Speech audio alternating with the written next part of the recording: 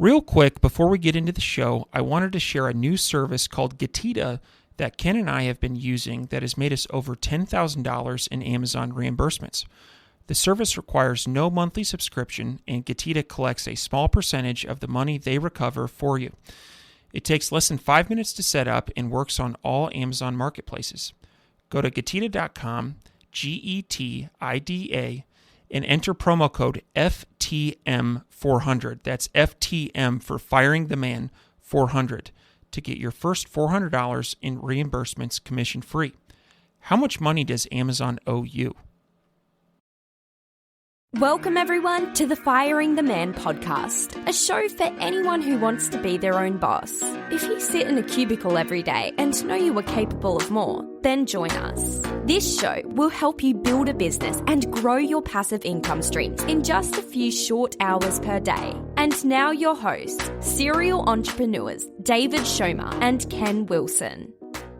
Welcome, everyone, to the Firing the Man podcast. On today's episode, we have the pleasure of interviewing Deirdre Tshien. Deirdre is the co-founder and CEO of CapSho, the world's first AI-powered podcast copywriter. CapSho is a software that helps experts who podcast create their AI-generated episode title, player, description, show notes, social media captions, promo, email, blog post, LinkedIn article, and YouTube description in under 10 minutes so that they can quickly amplify their message, grow their listeners, and build their movements. She's the creator of Content Honey Traps, author of Honey Trap Marketing, and host of Grow My Podcast Show. Very excited to have Deirdre as part of the podcast. Welcome. Thank you so much. This is going to be an awesome chat. Absolutely. So to start things off, can you please share with our listeners a little bit about your background and path to co-founding CapSho? Yes, gosh, the long version, the short version. I guess if I think back to my journey or my path, and I think a lot of you will resonate with this, is I was in corporate. That's kind of, I was following the path. I'm Asian. If you're watching this on video, you might be able to see that. I grew up in Australia, Sydney, Australia, and my parents were actually first migrants there. And with that, there's a lot of pressure. You can probably tell with Asian parents, they sacrificed a lot to make the move over, and they do that for us, for their kids, to give us better education, better opportunities. And so I was taught to kind of, follow a particular path, which was going to lead me to becoming a doctor. That was the main thing. That didn't happen. I just hated science. So I was like, not going to happen. But I did end up actually studying law. And when I completed my degree, I actually went into an investment bank. So it's the biggest investment bank in Sydney, in Australia, called Macquarie Bank. And I was there for a good amount of time, but I knew very early on, I had my quarter life crisis, and I knew that corporate wasn't going to be the thing for me. And at the time, but I had no idea what it was going to be. So, like a lot of people, we just start to open our minds and figure out what are some things that we're interested in. And at the same time, my then boyfriend, now husband, he was actually studying medicine. He was hating it, but he loved baking. We just moved out together, and he was like, I love my desserts. So he was just perfecting particular desserts that I just absolutely loved. And so one night we were just like, why not? It's just crazy. Here we are in our mid-20s, and we're just going to be like, yeah, well, let's just see how it goes. We had no idea what getting into hospitality was going to be like. So, but we did it. And we opened a dessert bar in Sydney called the ChocPot. We grew that to 5 locations, and then also opened a burger restaurant. So we had 2 of those locations as well. And then I'm going to try to fast forward because a bunch of things happened, which led to us making the move over to the States, actually. So we moved to New York. We were exploring this fashion technology business, which we ended up failing. And we actually doing digital marketing for e-commerce brands and boutiques. When COVID hit, we actually transitioned that completely online. So that's when we started our coaching program, which was for e-commerce businesses to help them with their digital marketing. And it was at that time that we started our first podcast. It was called the Growth Boss Podcast. We had no idea what we were doing. We just had a mentor tell us, you've got to start publishing. You've got to get your message and your expertise and your stories out there, with just a random microphone that we got off Amazon and absolutely no idea what we're doing. We started it. And, it was one of those things where just the accomplishment of being able to press publish was really good for about a month. And then very quickly realized it's no one's hearing this thing. Our listener numbers weren't growing. It didn't seem like anything, it was really working, quote unquote, to get our message out there. And what I realized was that, unfortunately, like the act of publishing is not the beginning and ending of marketing. You have to actually market the content that you're creating. And so we went deep into nerding out on that and trying to figure all of that out. And honestly, we burned ourselves and our team out doing all of that. And I was like, there's just got to be a better way of doing this. And that's how CapSho came about. It was really because we were like that we need to get our content out there. We know that we need to market it, and we just need a way more efficient process of doing that. Excellent. And so thanks for sharing your backstory, Deirdre. And I'm excited for this chat. You're an expert in marketing and podcasting. And so before we get into CapSho, let's dig into podcasting a little bit and kind of set the stage. So I think you've had at least 2 podcasts, maybe more. And so podcasts, it's on the rise. I don't know if you know any statistics or not, or if like how many podcasts exist and like how rapidly are they, rising or becoming more popular compared to like radio or any other forms of medium? Yeah, I actually, it's very timely that you asked this question. Actually, I'm really good friends with Alex Sanfilippo from Podmatch, and he actually published, so he does like a monthly active established podcaster report. And it's really, really interesting because, when you ask how many podcasts are there, there's something like close to 3 million podcasts in total. Wow. But how many of them are active, as in people are actually, actively publishing episodes? Only about close to 10% of those. So like 400,000 are actually active. And that's grown a little bit from one month to the other. It's grown by maybe like about 3% was, according to his last report, but it's growing, which is great. But what I think the thing with podcasting, and I don't want anyone to have any illusions about this, it sounds awesome and it really is. And it's such a great way to create content. It's such a great way to network and meet new people, but it's a lot of work. I mean, I think you guys know this, like it's a lot of work just to hit publish. And so it's not surprising that, out of 3 million podcasts that are on, the Spotify's and the iTunes and stuff, like really only about just over 10% of those are actually actively getting updated. That's pretty staggering. And now this will be episode 230 for us. And so you're absolutely right. It's a lot of work to produce shows, to stay the long run, to stay the course, like just with anything else, producing content and then being consistent. And so I wonder, like, it's like 10 to 15% of all podcasts are the only ones like staying the course. I'm wondering if, that's odd. I also, the statistic for small businesses that fail in the first 5 years is 95% too. So, there's a correlation. When something gets hard, people decide to not do it. And so that's a staggering statistic though. Oh, for sure. And it's probably, I mean, you guys would know better than a lot of other people who aren't podcasting. But I think a lot of it is some of the issues that I faced when I had my own first podcast. And I'd love to hear your guys' takes as well around like, was there any point when you were like, you really looked at each other and were like, is this still working? Because I know I had that point. And a lot of it is because, and this is why CapSho came about, is because, when you don't get those endorphin hits almost of like seeing a listener number grow or like seeing that you're actually making progress, it's like we're all human. We all need that forward momentum and knowing that we're actually making some kind of impact. And when we don't get that kind of external validation, it gets really, really hard to keep ourselves motivated to do the thing, which is why, CapSho came about. But I'd love to hear, if there was any point that you were like, is this going to be worth it?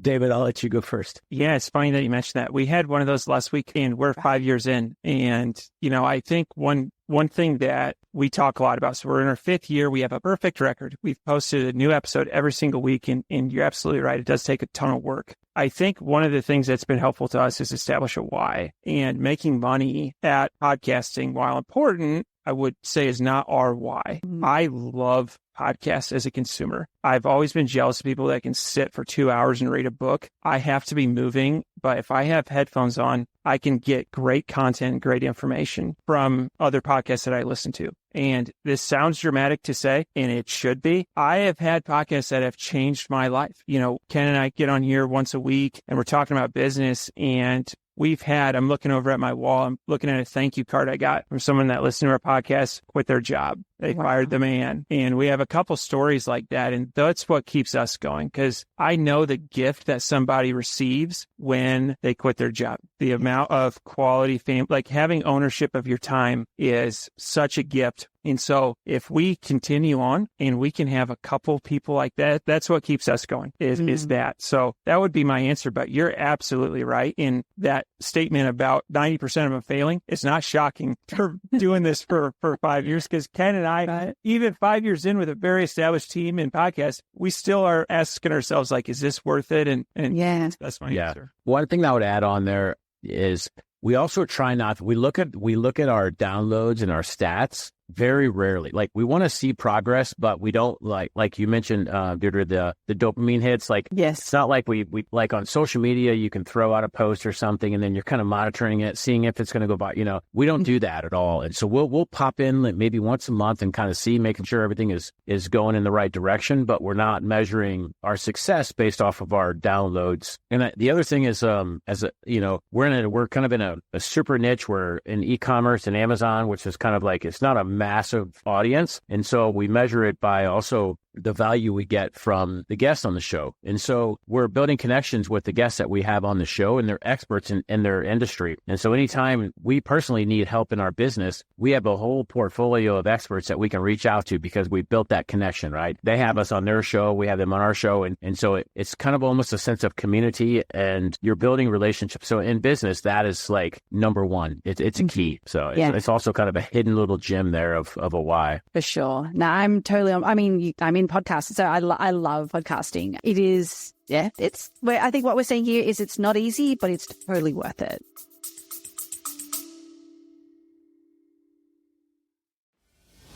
If you want tips and strategies on how to start, grow, and monetize your business online, check out the Digital Revolution podcast with Eli Adams. We interview digital experts from around the world that share their personal stories. They talk about what they're currently working on and where they see the future going. But most importantly, they share tactics in their specific area of expertise with the hope of helping you improve your digital presence online. You can listen to the Digital Revolution podcast on YouTube, Spotify, Apple, iHeartRadio, or simply click on the link in the show notes below.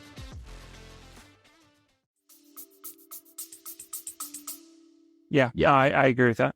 Curious, before we continue on, of the 10%, you obviously interact with a lot of podcasts. So of the 10% that do stick it out, what are some common threads that you see? What leads them to being successful? Yeah. Oh, gosh. Okay. So there's probably a couple of things. One of them is having a process that is pretty dialed in. I think, again, you would know this, like when you're kind of like trying to book guests and be on other podcasts and you're editing on the fly and you're doing it, like, it's really, really hard to actually manage your time in the right way. So I would say that, like, being able to stay consistent is, the ones who can stay consistent are the ones who will end up, succeeding. The one that definitely, like, that I hear more and more, like, I get more of those stories because obviously I'm on the marketing side of it, is when people actually do see the impact. So I'm the same as you. Like, I don't really look at my listener numbers because for me, that's not the thing that drives me. But I know that for a lot of people, that is the thing that drives them because they are a little bit more, I guess, like outcomes oriented in that way. And so, even today I had someone message me saying, because I actually did a case study, Sandy Scalata. So she's a CapShovian. She's a user of CapSho. And I did a case study on her a few months ago where she went from, oh gosh, I forgot the numbers now, something like 1,200 downloads a month to like 48,000 downloads a month in the space of 4 months. And then, so I published this case study on my LinkedIn. It's a few months, after we actually spoke about that. And she actually commented on it and said that she's actually now at 125,000 downloads a month. I think any of us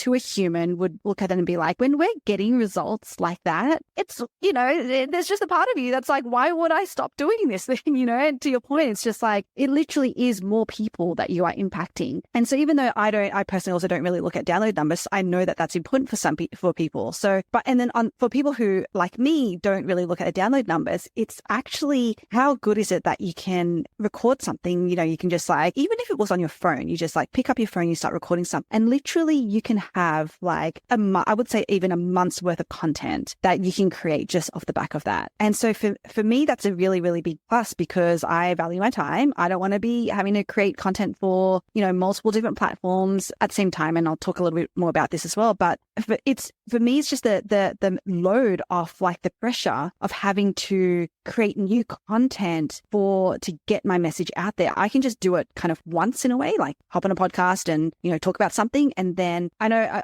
I'm not trying to sell CapSho, but I'm just going to say CapSho or any other software that can help you kind of smartly repurpose that asset can really, really help in you knowing that you're driving your business at the end of the day forward. The next question I've got is, I think probably it's one of the top questions David and I kind of bounce back and forth. Curious to hear your insight on this. So how do podcasters, how do they resonate with their audience? How do they pick guests or topics that they know will resonate with their audience? I'm gonna steal this from a good friend of mine. So Josh Tapp blew my mind with this strategy because this was not how I even approached my own podcast. But when he spoke about this way, I was like, oh, this is so good. Okay, so and he speaks about it in terms of like, is it okay if we talk about money? Like, let's just talk about money, right? We're trying to fire the man here, right? So the way that Josh talks about this is like, how do you use content to actually make your first $50,000 so that you can fire the man? And the way that he talks about it is like, I think we get, and I still do this, so I'm not like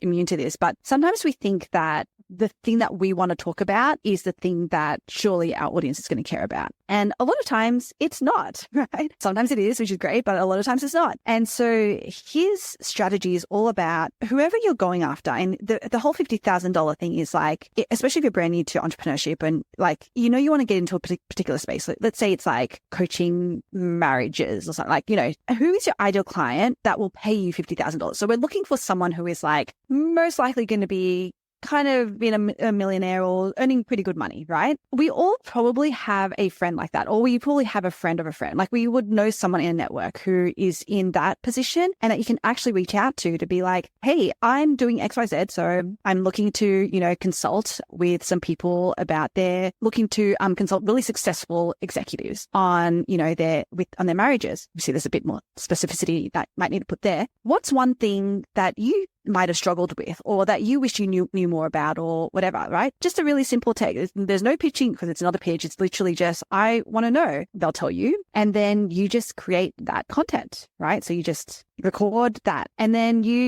when you publish it, you send it back to them to be like, hey, I actually recorded this and I thought, that it would be helpful. Now, I'm not going to say it's like 100% hit rate off like the first, second, or even third one all the time, but it's such an effective way to start to get what it is that you can do and your expertise and your stories out there to the people that you actually want buying from you really quickly and really effectively. And the great thing about that is that you're actually starting to creating content that people are asking for and the people that it is that you want buying from you are asking for. And so, yeah, that's kind of like when I heard that strategy from Josh, I was like, that is genius, because if we can just get into the mode of creating content in that way, like there's no way that you cannot have not only a successful podcast or show, but a successful business, because everything scales from there, right? Like, because then, and I can talk about how we scale our channels and things like that, but it all starts from, you need to be talking about really relevant things for your audience. I think that's really, really good advice. And I've heard a lot about avatar, like who's your avatar, but that takes it a step further. Like if your goal is to have paying customers,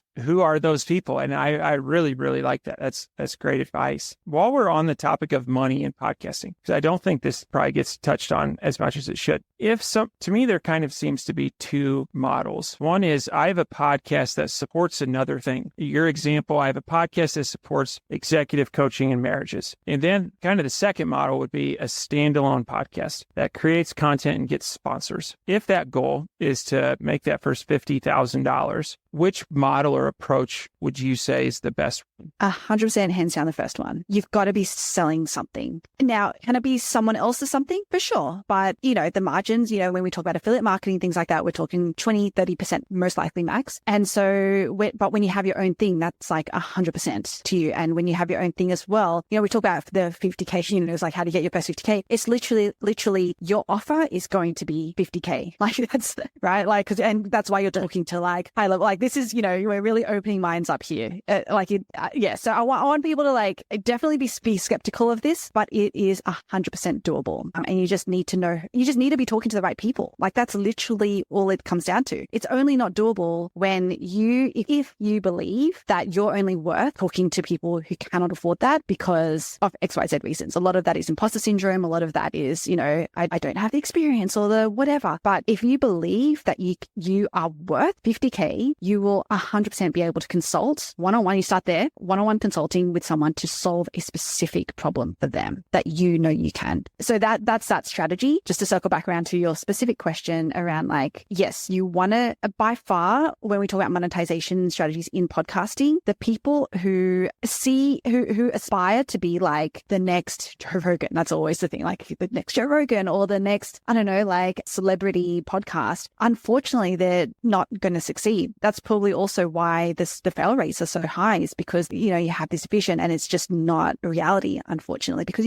you're not a celebrity. Like you don't have the following that, a lot of celebrities have, which means that you have to go really niche, talk specifically to one person and just sell them the thing that they're going to buy. I like that. So the next question I have is, this is probably the number one question for all podcasters, or maybe number two. So what is your advice, Deirdre, on how podcasters can grow their audience, their downloads, their show? I'll take you through a framework that I use like day in, day out. It's called the traffic pyramid. And I use this regardless of whether it's like a show that I'm trying to grow or whether it's a business, like whether it's an event that I have, like literally anything. This is like the step-by-step that I take. Is that cool? I'm taking notes, but I'm with you. Okay, cool. So there's 4 tiers to the traffic pyramid. And I'm going to make a lot of caveats as I talk, because I want to make sure that people don't get overwhelmed by what this may sound like. So 4 tiers. The first tier, the bottom tier, is what I call passive organic marketing. And this is literally what we're doing now. We're creating content. We've hopped on, a call and we're just recording. And the reason why I call this passive, you might have noticed from like even my story that I was telling before, is that a lot of times we create this content, we put it out there, and it might not be a podcast. It could even be a social media post or something. And we're like, great, I've hit publish. I'm good. It's all done. Like, yay. That's my daily thing done. And the problem is that when we are passive about it, nothing actually happens. I mean, you might have like, people talk a lot about viral things, but there's actually still a strategy that goes behind that. It's not just like, let's just put things out there and hope that it'll do something, right? Because hope, as we know, is not a strategy. That tier is actually really important, because if you're not creating, then you're actually not able to get your message out there. So we still want to do that. We still want to be passively creating content, doing that organic marketing, but then we get into the second tier, which is when we actually start to activate it. And so this is what I call active organic marketing. Active organic marketing, I kind of bucketed it into like 3 main categories, and then within them, there's like a few categories. So the 3 main ones is there's social media, right? And then there's a way to activate social media. There's YouTube, and then there's a way to activate YouTube. And then there's SEO. And again, there's a way to activate SEO, right? So there's kind of like 3 components to activating the content that you're creating. And so, but the thing is that I would never say, unless you have like a huge team and a huge budget, then yeah, maybe you can do all 3 things.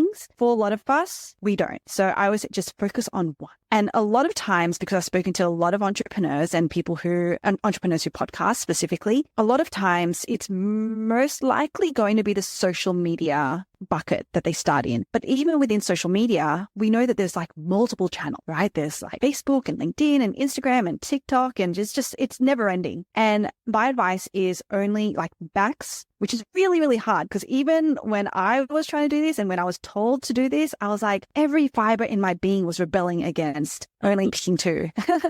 But the whole reason that like me and my team burnt out when we were trying to grow our first podcast was because we were trying all the things, like we were literally on like pretty much every platform, and it's impossible. And it's impossible not because of a time like bandwidth, but it's also impossible because when you see how social media works, and it actually requires some of your time to be on there and to be social, unfortunately. Like, I am a massive introvert. I don't really I'm not the most social person. I'm like, oh my gosh, I'm going to have to do the social thing. Yes, you're going to have to do the social thing. So that's why I always say, if you're going to be on social media, only pick 2. So for me, it's Facebook and LinkedIn. I've got an account on Instagram. We used to post a lot on Instagram, but I have not posted in months and months on Instagram, for example. So know where your audience are that want to consume consume the type of content that you're creating, which is a different thing, right? Because let's be honest, it's 2024. Our audience is everywhere. So it's not really a matter of, because my audience who are entrepreneurs who podcast are also on Instagram,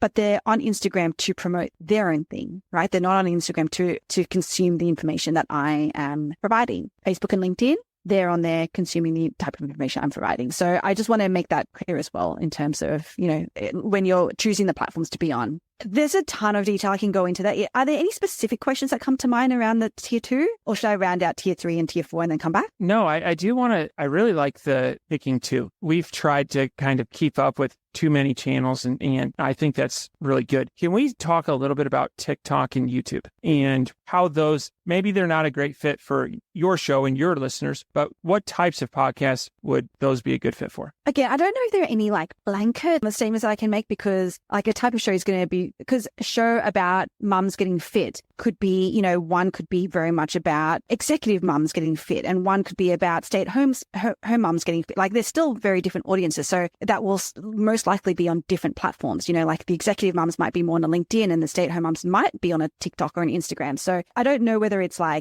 can blanket say these types of shows. It really, really will come down to you knowing your audience and where they show up, again, to consume the types of information that you're providing. And there's also an element of what platform do you actually enjoy being on? I could not think of anything worse than opening my TikTok app. I don't even know if that's on my phone still. I just couldn't, I could not do it. And so it just doesn't make sense for me to be on TikTok, even if my audience were on there consuming that type of information. So I think that that's also probably the other overlay is what's the one that you actually enjoy being on as well? So that's all my tier 2 questions. Ken, anything before we go to tier 3? No, I would say I'm an SEO guy. And so on the SEO side of it, can you just kind of touch on that a bit? Yeah, for sure. And ask any specific questions. So when I talk about SEO, and let's talk about it in the podcasting sense. So a lot of times I do know that, and there's always going to be kind of a journey that we have to go through. So for example, a lot of us just starting podcasting, most likely, not all the time, most likely just going to leverage our host's website capabilities, whether you're on likes of Buzzsprout or Libsyn or Captivate or Blueberry or Alitu, whatever, most of them have the capability to stand up your own podcast website, which is great to get started on there. Now, from an SEO perspective, it's not the best, but it's good just to get into the practice of actually publishing your podcast content in some form and getting it out there. The next step is, I'm actually good friends with the founder of Podpage. And so he's got this in-between service where it's automated, but it has a beefed up version of, from an SEO perspective, of getting your podcast out there in terms of episodes. So do I need to step back and just talk about what I mean when I say podcast episode website or webpage? Yeah, I think that would, just a little brief explanation there would be helpful. Yeah. Okay. So, and I can also talk about blogging. So, but maybe they're both linked. Okay. So I'll talk about from a podcast perspective first, which is when we record a podcast and we hit publish on it, the episode itself is released onto podcast players like Spotify, like iTunes, maybe even on YouTube, if you decide to be on that channel. And there's also an opportunity for us to have its own dedicated website. So I could send people to growmypodcastshow.com, for example, and that's a website dedicated to the actual podcast. And then each page of that is each episode. Now, where a lot of people start and sometimes stop is that they'll just rely on the description that they put into their hosting platform, and that's all that gets put into the website, right? You can probably imagine not great for SEO, not even great for people wanting to learn more about it, if I'm going to be honest, and that's kind of to me, the crux of SEO, because we can get really caught up in the technical aspects of it. We can talk about schema and we can talk about keywords and things like that. But at the end of the day, the way that the search engines work is kind of actually similar-ish to social media platforms, by way of the more that you can keep someone on their platform, i.e., let's say it's Google, the more that you can keep someone on Google, the more that they're going to reward you. Now, the only way that you can keep someone on a Google, or really anywhere, is to make it really readable, is to make it enjoyable. is to make it maybe even fun for people to read and see, right? Most podcast descriptions aren't really fun or, they're not really the most. So, the way that we look at it, view it is like when we create an episode website or even a blog page, we always think about a few things. One is how do we break up blocks of text, rich media, so images, and call out boxes with quotes, obviously headings, the things that make people want to stay on the page and keep reading, right? Things like content honey traps, which is how do we create curiosity to have people want to keep going down and keep reading. So things like that. We want to be providing, infographics, things that sum up, what was said in that episode in a really easy to follow way. Because the great thing is that when you have images like that as well, those rank really well on search engines like Google. Things like, embedding great videos. Yeah, there's a ton of like really easy things that you can just do without even worrying about the technical side of SEO. Immediately help how you get ranked on Google or any search engine. So does that kind of answer your question? I know it went a little bit deep. No, I think the main point is like, getting attention. Once you have that attention, keeping them. And so that whatever search engine algorithm that is measuring you is monitoring time on page. How long are you keeping their attention? If so, they're going to send more people there. Yeah. And having really great resources as well. So it doesn't even matter if you link over to something else that's like not on your domain or your website, but the fact that people are clicking any of your links, that's a really great signal to Google that you're providing something valuable and you're keeping them on Google for longer. So that's also a really great SEO hack. Awesome. Yeah. Cool. So that's tier 2. I know that we went. Yeah, it was all good. Tier 3. Yeah. Tier 3 is leveraging other people's audiences. So guesting on other podcasts is a really great way to do that. But I love doing virtual summits. So I've done pretty much one every year for like the last, 4 years, maybe. Great way to leverage other people's audiences, build up your list, and you can use that list to then send them back either to your offer or even to your podcast to like up those listener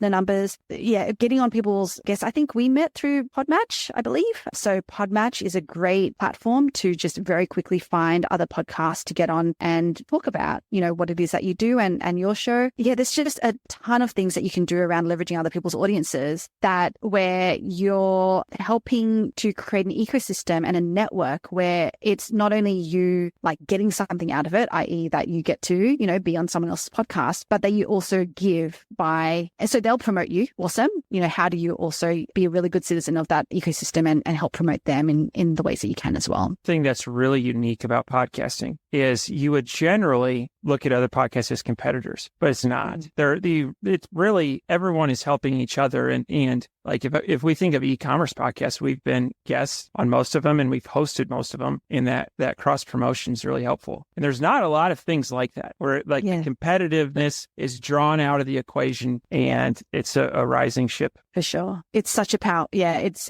such a great community to be part of for sure. Okay. And then for completeness sake, I'll talk about the 4th tier. Now, this is not actually something that I would recommend. If you're talking about a podcast, if you're talking about a business, then depending on where you are in your business goals, then, you might want to definitely leverage this, but it's really about scaling with paid ads. Now, I know that there are ways that you can do that for the podcasting space. I've tried some and they I'd say mixed results. So that's why I wouldn't say go into this. I would focus on the bottom 3 tiers, if you're trying to grow a podcast. If you're trying to grow a business, again, I would when I was trying to first grow my coaching business, the coach I was working with at the time, her whole strategy was about just run paid ads to, a particular funnel. And so I did that. And it was probably some of the worst advice that I've ever followed, because it was literally, I was just paying Facebook ridiculous amounts of money to not really have anything meaningful or anything that was, that had longevity. That's why I've really gone fully into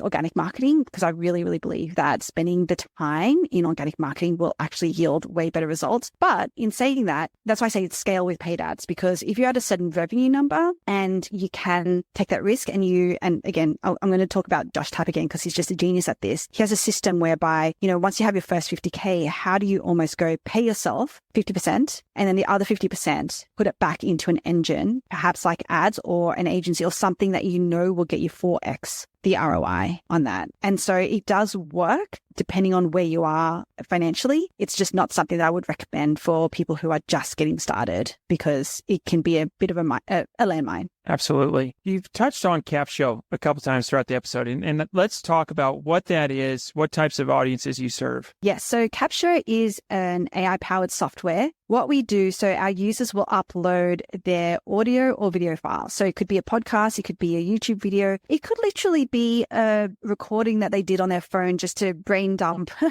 thoughts and stories and things as they were thinking about it. They upload that into CapSho, and CapSho converts that into a first draft of written content, being a title and description, social media post, emails. So we do promotional and engagement email, LinkedIn article, YouTube description, and blog posts as well. And it does smart identification for sound bites, for clips and things like that. It doesn't do the clipping yet, but it just identifies some really good moments. And it also pulls out quotes. So it's kind of like AI-powered content marketing content box that you can kind of like dip into and take out what it is that you need in order to get your message out there. Absolutely. Absolutely. And if people are interested in learning more about that, what would be the best way? Yeah. So especially for everyone listening to this, I would love for them to actually not only meet me, but also I spoke about Josh and his strategy. And we've also partnered with someone called Joseph Giglietti. The three of us actually put on a completely free event. It's called Industry Icon Live. And basically at that event, it literally goes through how do you make your first 50K? How do you scale your media channels? And then how do you monetize at scale off the back of that? Literally 3-part system that we go through over like a couple of hours a day for 5 days. So I'd love to offer that. It's completely free. Even the VIP upgrade is completely free, which is ridiculous. That is at industryiconlive.com. Awesome. And we'll post links to that in the show notes. Ken, let's get into the fire round. Yeah. One last question for Deirdre before we get into the fire round. Can you share with the audience what a content honey trap is? Yeah. So a content honey trap. Gosh, when in that period of time when I was like trying to really get more eyeballs/earballs onto my podcast, I was actually at this event. It was one of those events where they have a ton of like different stages and you have to go through the agenda and pick out which one you wanted to go to and everything. And there was one that stood out for me. It was called, it was like how I made $1 million with a $19 product and a toilet seat. And I was like, oh man, I have to go, right? Like how good is that? Yeah. And the more that I thought about that, the more that I was like, man, that curiosity that gets created is so strong. Like that's the thing that actually gets us moving. It's actually the thing that gets us to go to that particular stage, to watch the thing or to click on the link or to attend, an event or listen to a podcast. And so I really started delving deep into what are the different, I call them mental models of creating this curiosity. And so we developed 8 of them, which we packaged up as content honey traps. So in short, content honey traps is a way to create curiosity so that you can have your audience you can compel them to do what it is that you want them to do. And those 8 mental models is kind of like an example. The example that I shared about that title is what we call like the paradox, right? You're kind of like juxtaposing something like this really, really great result that your audience wants with this like unbelievable fact. So it's an example of one mental model. And when I tried that, I actually tried it on a podcast episode. I interviewed an amazing lady, Angela Taylor, and her whole story was about how she makes 5 figures a month working only 40 hours a month, like not a week, but a month. She works 40 hours a month and she makes like 5 figures. And so I made that my paradox, following that mental model. And that episode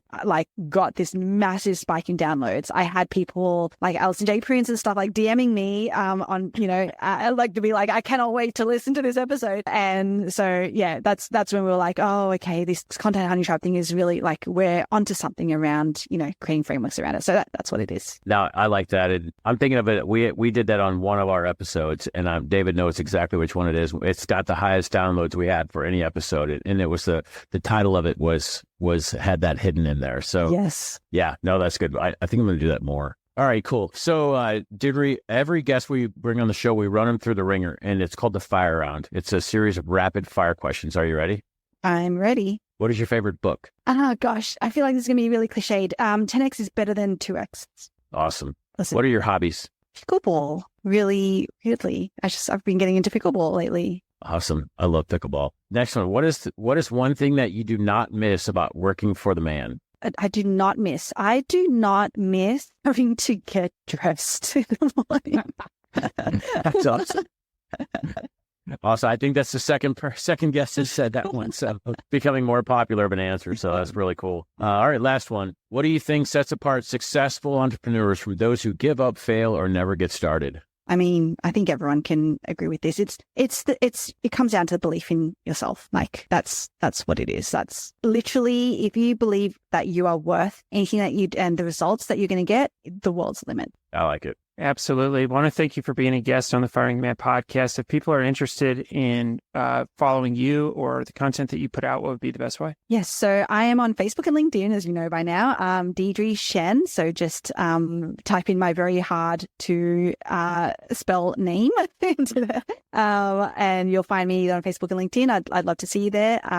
But definitely come check out because we literally like hang out at the Industry Icon Live event. So that's industryiconlive.com. Awesome. And we'll post links to all that in the show notes. Well, thank you so much for your time today. And we're looking forward to staying in touch. Sure. Thanks for having me on. Before you go, we wanted to share a new service that Ken and I have been using called Getita that has made us over $10,000 in Amazon reimbursements. The service requires no monthly subscription, and Getita collects a small percentage of the money they recover for you. It takes less than 5 minutes to set up and works on all Amazon marketplaces. Go to Getita.com, Getida.com, and enter promo code FTM400. That's FTM for Firing the Man 400 to get your first $400 in reimbursements commission free. How much money does Amazon owe you?